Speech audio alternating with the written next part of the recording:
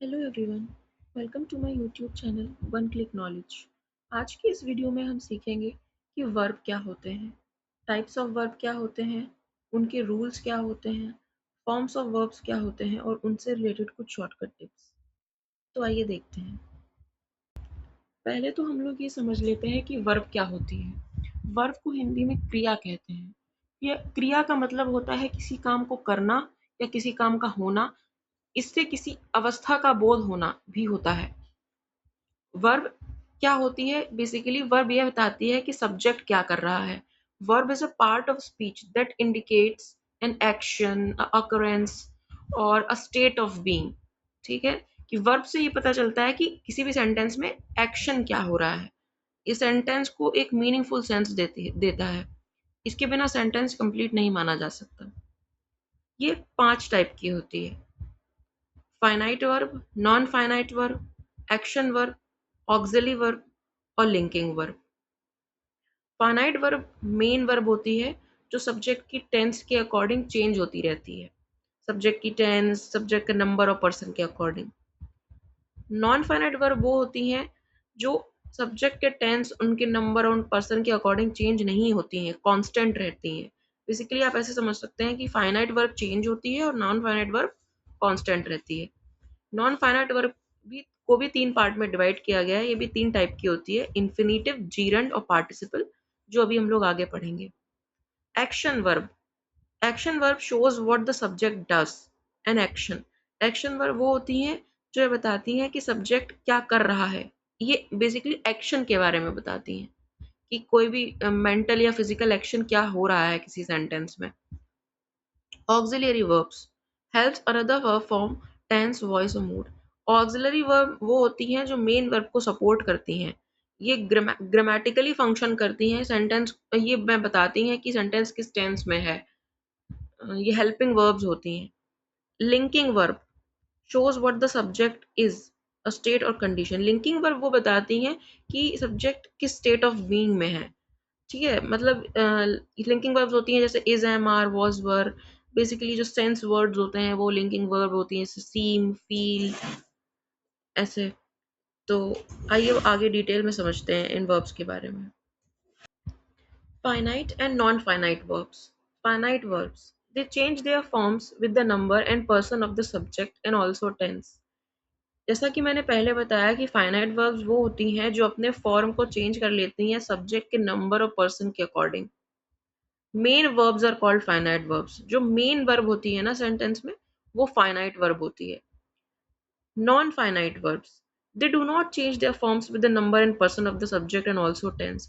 ये अपने फॉर्म को चेंज नहीं करती हैं, ये कांस्टेंट एक सी बनी रहती हैं, फिर सब्जेक्ट का नंबर, पर्सन कुछ भी हो। ये 3 टाइप की होती हैं: इन्फिनिटिव, जीरंड और participle. For example, I like reading, he likes reading, he liked reading.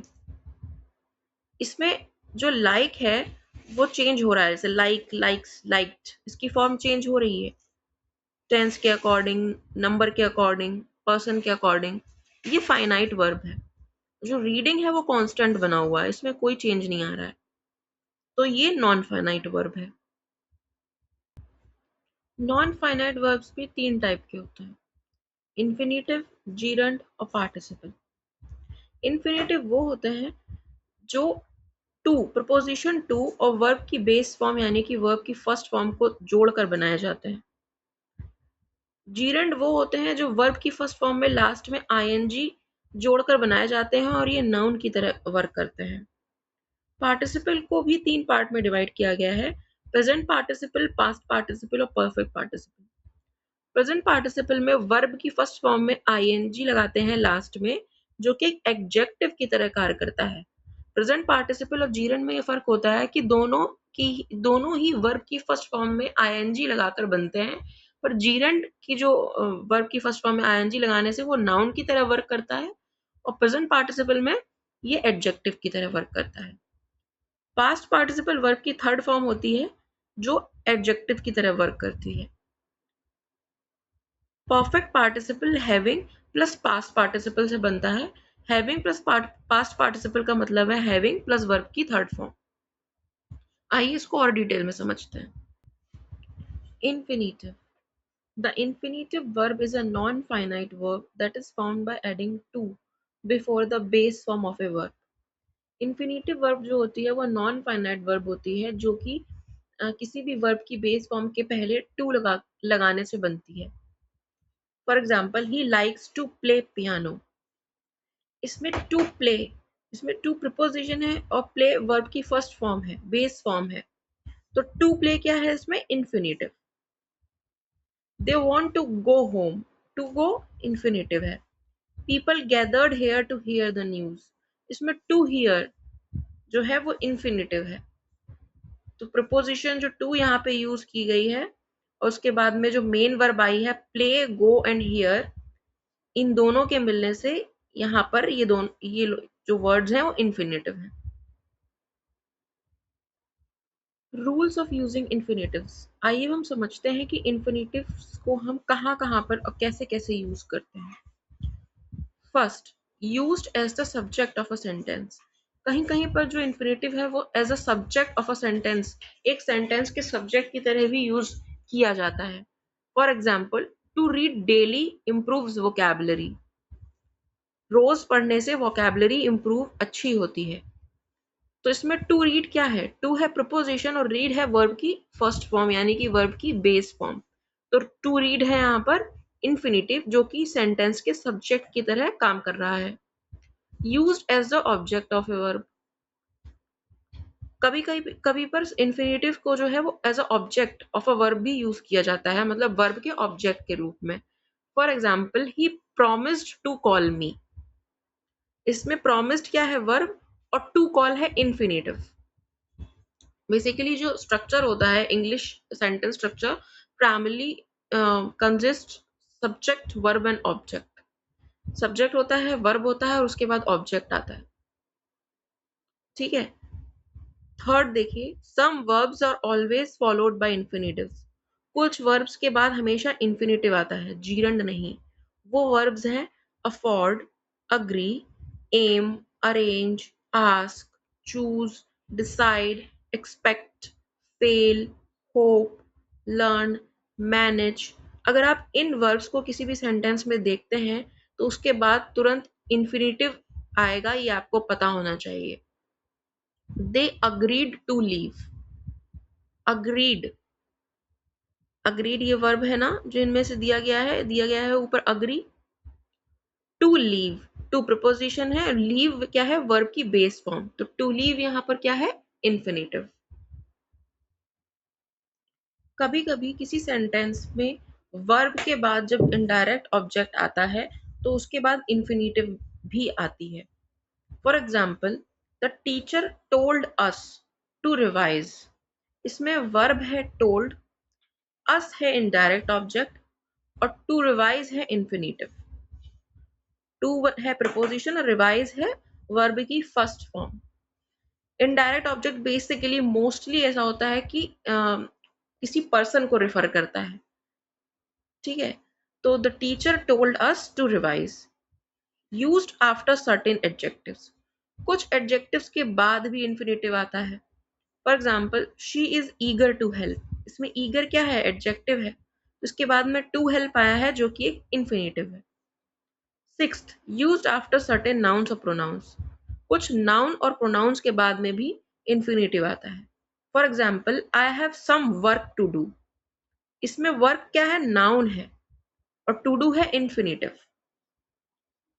Seventh, use to show purpose और इंटेंशन। इन्फिनेटिव का यूज किसी भी पर्पज, किसी भी लक्ष्य, किसी भी इंटेंशन, उद्देश्य को दिखाने के लिए भी होता है। For example, he studies hard to succeed. किस लिए उसने मेहनत की? किस लिए उसने बहुत मेहनत से पढ़ाई की? सक्सीड होने के लिए, सफल होने के लिए। तो इसमें टू सक्सीड क्या है? इन्फिनेटिव। ये पर्पस बता रहा है, उसका पर्पस बता रहा है। Eighth, used after two enough expressions. जब किसी सेंटेंस में टू, टी डबल ओ और इनफ एक्सप्रेशंस होते हैं तो उनके बाद इन्फिनेटिव जरूर आता है। अगर इन्फिनेटिव नहीं आएगा तो वो सेंटेंस गलत होगा। For example, she is too tired to walk. वह बहुत ज्यादा थक चुकी है चलने के लिए। She is too tired to walk. तो इसमें टू वॉक है infinitive. He is tall enough to reach the shelf. Tall enough, enough आया है सेंटेंस में, इसके बाद आएगा इंफिनिटिव जो कि है टू रीच। जीरंड, आइए अब हम समझते हैं जीरंड क्या होते हैं। A gerund is a non-finite verb that is formed by adding ing to the base form of a verb. It functions as a noun in a sentence. Gerund भी non finite verbs होते हैं जो हमेशा verb में ing लगाने से बनते हैं वर्ब की बेस फॉर्म में, और it functions as a noun in a sentence, ये किसी भी सेंटेंस में एज अ नाउन वर्क करते हैं। When the ing form of a verb acts as the subject or object of a verb, it is called gerund. कि जब किसी भी वर्ब की ing form as a subject और object काम करती है तो वह जीरंड कहलाती है। For example, swimming is a healthy habit. इसमें स्विमिंग सब्जेक्ट है जो कि जीरंड है, जो कि वर्ब की फर्स्ट फॉर्म स्विम में ing लगाने से बना है। आई एंजॉय रीडिंग बुक्स, इसमें रीडिंग ऑब्जेक्ट है जो कि नाउन की तरह काम कर रहा है, वर्ब की तरह नहीं। इसमें वर्ब है एंजॉय, तो ये जो कि वर्ब की फर्स्ट फॉर्म रीड में ing लगाने से बना है। Here the ing form swimming reading acts like a noun, not a verb. Not a verb. That's why it is called a gerund. जैसा कि पहले मैंने बताया कि वर्ब की फर्स्ट फॉर्म में ing लगाने से सेंटेंस में यह नाउन की तरह वर्क करता है, ना कि वर्ब की तरह। इसीलिए इसको जीरंड कहते हैं। रूल्स ऑफ यूजिंग जीरंड, आइए अब हम देखते हैं कि जीरंड को हम कहाँ कहाँ पर और कैसे यूज करते हैं। First, as a subject of a verb, verb के सब्जेक्ट के रूप में। For example, reading is my favourite hobby. यहाँ पर रीडिंग जो है वो जीरंड है जो कि नाउन की तरह कार्य कर रहा है। Second, as the object of a verb, verb के ऑब्जेक्ट की तरह भी यूज करते हैं।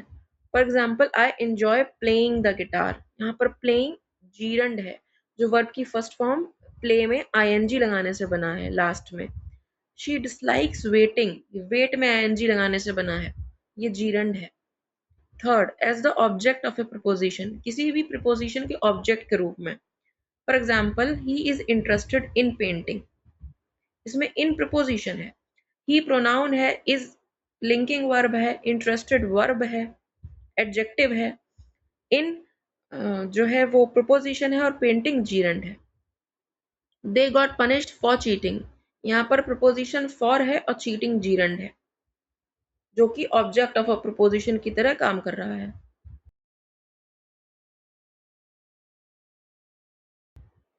Fourth, after phrasal verbs. पहले तो हम समझ लेते हैं कि फ्रेजल वर्ब्स क्या होती हैं। Phrasal verbs are multi word verbs that are formed by adding preposition और adverbs which gives a different or new meaning. ये वह वर्ब्स होती हैं जो किसी भी वर्ब में प्रपोजिशन और एडवर्ब को ऐड करके बनती हैं और ये नया ही मीनिंग देती हैं। For example, look after, put somebody off. यहाँ पे देखते हैं, he gave up smoking, smoking gerund है और गेव अप फ्रेजल वर्ब है। We look forward to meeting you, इसमें मीटिंग जीरंड है। Fifth, after certain verbs that always take gerund, कुछ वर्ब्स के बाद हमेशा जीरंड आता है। वो वर्ब्स हैं admit, avoid, consider, delay, deny, enjoy, finish, mind, miss, suggest, risk, quit. For example, I avoid talking too much, यहाँ पर टॉकिंग जीरंड है। She suggested starting early, suggest आया हुआ है, सजेस्ट की third form suggested, starting early, यहाँ पे starting gerund है। Sixth, after expressions like it's no use, it's worth, it's no good, there's no, कुछ expressions होते हैं सेंटेंस में आते हैं जैसे it's no use, it's worth, it's no good, there's no के बाद हमेशा जीरंड आता है। For example, it's no use crying now, अब रोने का कोई फायदा नहीं है। तो इसमें क्राइंग जो है वो जीरंड है और इट्स नो यूज जो एक एक्सप्रेशन है इसके बाद जीरंड आया हुआ है। इट्स वर्थ वॉचिंग, यह देखने लायक है, इसमें वॉचिंग जीरंड है। Seventh, with possessive nouns pronouns before gerund, मतलब जीरंड के पहले जहां पर पजेसिव नाउन और प्रोनाउन आते हैं फॉर्मल स्टाइल में, वहां पर जीरंड आता है। For example, I appreciate his helping me, इसमें हिज क्या है? पजेसिव प्रोनाउन, तो हेल्पिंग क्या है? Gerund. They were surprised by John's winning, John क्या है? पोजेशन शो कर रहा है ना विनिंग की, तो विनिंग क्या है? जीरंड है, और जॉन्स ये पजेसिव फॉर्म में है, John's winning. Eighth, as a part of a compound noun, compound noun क्या होती है? जो दो शब्दों से मिलकर बनती है, पहले ही बताया है, पहले वाले वीडियो में है ये। फॉर एग्जाम्पल, स्विमिंग पूल, तो यहाँ पर स्विमिंग जीरंड है। रीडिंग लैम्प, रीडिंग जीरंड है। नाइन्थ, आफ्टर सर्टेन एडजेक्टिव्स और प्रपोजिशंस, कुछ एडजेक्टिव्स और प्रपोजिशंस के बाद भी जीरंड आता है। For example, she is busy preparing for exams, busy क्या है? एडजेक्टिव, तो प्रिपेयरिंग क्या है? Gerund. He is good at drawing, at क्या है? Preposition, he is good at drawing, at जो होता है ना गुड एट, ये प्रोफिशिएंसी और टैलेंट को दिखाता है, तो यहाँ पे ड्राइंग क्या है? Gerund. Participle, when a verb works as an adjective it is called participle, जब कोई वर्ब एडजेक्टिव की तरह काम करती है तो वह पार्टिसिपल कहलाती है। For example, there is a broken plate, ये जो वर्ब है ये एडजेक्टिव की तरह काम कर रही है, जो कि प्लेट की विशेषता बता रही है कि there is a broken plate, वहां पर एक टूटी हुई प्लेट है।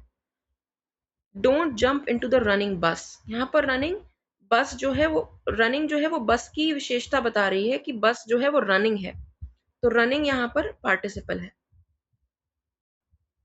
टाइप्स ऑफ पार्टिसिपल, पार्टिसिपल भी तीन टाइप के होते हैं, प्रेजेंट पार्टिसिपल, पास्ट पार्टिसिपल और perfect participle. Present participle, verb plus ing form used as adjective or verb, not a noun like gerund। verb में लास्ट में ing लगता है जो कि एग्जेक्टिव की तरह काम करता है और verb की तरह काम करता है, पर नाउन की तरह काम नहीं करता जो कि gerund होता है। I saw a flying car, तो flying क्या है? एडजेक्टिव है, यानी कि पार्टिसिपल है। Past participle, usually the third form of a verb जिसके लास्ट में ed, en या t लगा होता है, यूज्ड एज एडजेक्टिव और in past tenses. Third form of a verb जो कि एडजेक्टिव की तरह काम करती हैं या फिर जो पास्ट टेंसेस को इंडिकेट करती हैं, वो पास्ट पार्टिसिपल कहलाती हैं। For example, this is a restricted area, area को डिस्क्राइब कर रहा है कि जो एरिया है वो रिस्ट्रिक्टेड है, तो रिस्ट्रिक्टेड एक एडजेक्टिव है यानी कि पार्टिसिपल है। Perfect participle, having plus past participle used to show one completed action before the another begins। having plus past participle यानी कि having plus verb की थर्ड फॉर्म ये दिखाता है कि पहले का एक्शन कंप्लीट हो गया है, उससे पहले का एक्शन कंप्लीट हो गया है किसी दूसरे एक्शन को शुरू होने से पहले। For example, having finish the work he went out, काम खत्म करने के बाद वह बाहर चला गया, मतलब काम पूरी तरह से खत्म हो गया है।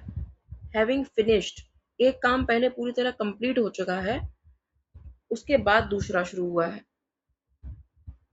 इसी को परफेक्ट पार्टिसिपल कहते हैं। रूल्स ऑफ यूजिंग पार्टिसिपल्स, आइए हम देखते हैं कि पार्टिसिपल्स को कैसे यूज करते हैं और कहाँ पर यूज करते हैं।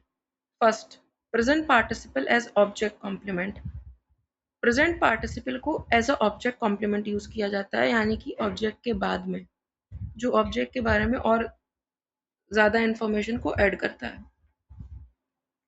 First, Raju kept me waiting,